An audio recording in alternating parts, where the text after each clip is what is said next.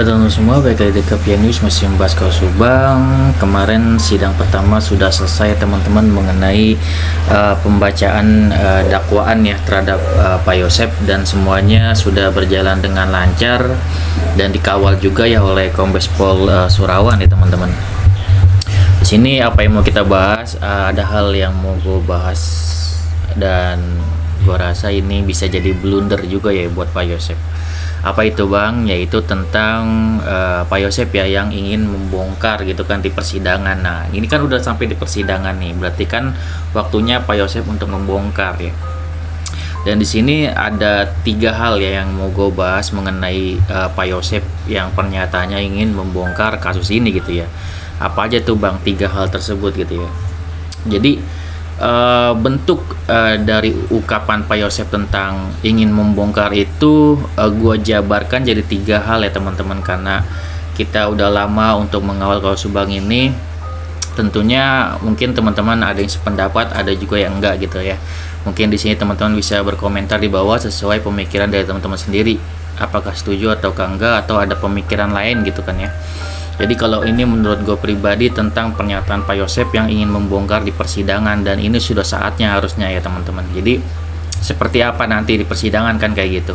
Yang pertama yang menurut gue, kalau misalkan ini dari kata-kata Pak Yosep ingin membongkar, kalau misalkan benar-benar bisa membongkar ya dia akan membongkar. Kalau tidak, ini kategori pertama gue menyatakan bahwasanya ungkapan Pak Yosep ini hanya isapan jempol ya teman-teman, atau sebuah kebohongan semata gitu ya. Kenapa? Karena jika ia mau membongkar tentunya sudah dari dulu dibongkar ya, tidak harus menunggu persidangan. Kenapa harus menunggu persidangan? Dan banyak dari para netizen juga berpikir seperti itu, sama ya seperti yang gue pikirin, karena memang kalau mau bongkar harusnya dari awal, tidak perlu dia berlama-lama di jeruji besi atau di penjara gitu kan ya. Kenapa harus menunggu persidangan? Dan itu menandakan dan membuat kita semua berpikir bahwasanya apa yang dikatakan Pak Yosep hanya omong kosong semata gitu, atau sebuah kebohongan gitu. Itu yang pertama ya teman-teman. Terus yang kedua, seperti apa Bang ungkapan Pak Yosep ini gitu kan.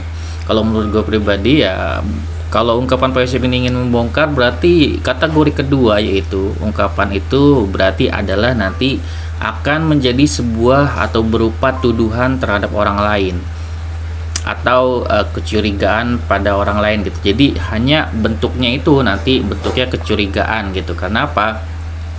Karena di sini kan Pak Yosep hanya ingin dari awal tuh coba tangkap Danu gitu kan ya. Nanti dia akan menyebutkan orang lain siapa pelakunya, itu kan dalam bentuk kecurigaan ya teman-teman. Dia tidak tahu yang pelakunya siapa yang sebenarnya, jadi hanya curiga, bentuknya curiga, bukan membongkar gitu kan. Dan itu yang bisa dia lakuin kalau misalkan dia tidak tahu, atau dia sebelumnya berbohong nih kalau dia tahu yang sebenarnya gitu kan. Padahal dia nggak tahu yang sebenarnya dan ingin membongkar di persidangan itu hanya isapan jempol semata. Dan akhirnya ujung-ujungnya itu dalam kategori kedua ini yang menurut gue, yaitu berupa tuduhan atau kecurigaan terhadap orang lain. Dan di sini dia harus menyebutkan sebuah nama gitu kan, dan dia juga seharusnya bisa membuktikan apakah orang yang dia tuduh ini benar pelakunya dan buktinya apa, kan seperti itu ya. Jadi itu ya, yang pertama kemungkinannya adalah kebohongan, yang kedua kemungkinannya adalah berupa tuduhan terhadap orang lain, atau dia harus menyebutkan nama orang lain yang dia curigai gitu kan ya. Dan kemungkinan yang ketiga nih ya teman-teman, kemungkinan yang ketiga ungkapan Pak Yosep tentang bongkar di persidangan menurut gue pribadi adalah, selain itu adalah mungkin adalah kebohongan atau tuduhan terhadap orang lain. Yang ketiga itu merupakan sebuah blunder ya. Dari awal Pak Yosep bilang membongkar itu adalah blunder untuk diri dia sendiri, bahwasannya ia mengetahui yang sebenar-benarnya. Jika ia mengetahui yang sebenar-benarnya, maka ia di sini kena blunder gitu atas ucapannya sendiri bahwasanya emang ia pelakunya. Dan mungkin dari pihak kepolisian atau dari para netizen semuanya berpikir seperti itu. Wah, kalau misalkan dia tahu yang sebenarnya, berarti dia juga, terutama pelakunya juga terlibat, kan seperti itu. Dan kalau misalkan seperti itu melakukan blunder gitu kan ya, bahwasanya ia membongkar dan tahu siapa pelakunya kan kayak gitu, Artinya apa? Artinya di sini dia juga terlibat, dan juga Pak Yosep harus menyebutkan nama-nama lain yang juga terlibat. Dan ini kalau menurut gue pribadi udah dari apa ya, bagian apa ya, mentok ya di akhir. Kalau misalkan dia benar-benar hanya bisa mengungkapkan di persidangan, namun berat untuk mengungkapkan, ini kemungkinan terakhirnya adalah ya kartu asnya mau nggak mau adalah hal terakhir yang bisa dia lakuin, atau dia harus kena blunder gitu. Jadi dia menyebutkan orang-orang yang terlibat gitu kan ya, baik itu OJ atau siapapun yang terlibat, yang memang dalam kasus ini dia tidak mau yang namanya jatuh sendiri gitu. Jadi harus semuanya juga jatuh kalau dia terjatuh. Itu udah pilihan terakhir kalau dia harus membongkar dan mau membongkar di persidangan. Jadi opsi terakhirnya Pak Yosep kalau memang dia harus membongkar kasus ini, dan dia harus membongkar dirinya sendiri bahwasanya dia terlibat kayak gitu. Itu menurut gue pribadi ya teman-teman. Kenapa? Karena kalau dari dulu dia bisa membongkar, tidak harus sampai di titik ini, sampai di titik persidangan gitu. Dari awal harusnya sudah diungkapkan oleh pihak kepolisian semuanya.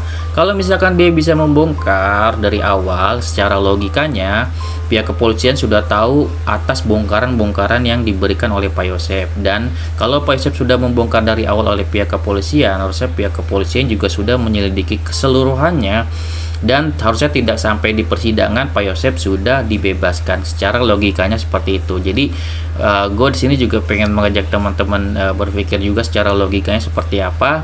Karena secara logikanya kalau misalkan Pak Yosep bisa membongkar dari awal dan tahu siapa pelakunya, harusnya pihak kepolisian sudah mengecek benar-benar gitu kan, dan siapa pelaku yang sebenarnya, dan dari awal tanpa menunggu persidangan pun jika Pak Yosep bisa membongkar itu dari awal, ya Pak Yosep bisa dibebaskan dan pelaku yang sebenarnya bisa ditangkap. Namun kenyataannya sampai saat ini Kombes Pol Surawan sudah masih konsisten ya teman-teman dengan pernyataan Danu, dan juga melihat bukti, barang bukti gitu kan yang lainnya gitu.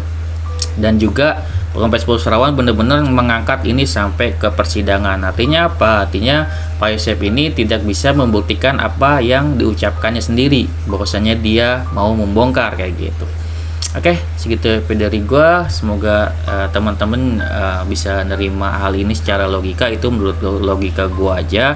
Namun setiap kemungkinan masih bisa terjadi gitu kan, misalkan ada berbohong atau apa gitu kan, gua nggak menutup kemungkinan apapun ya teman-teman.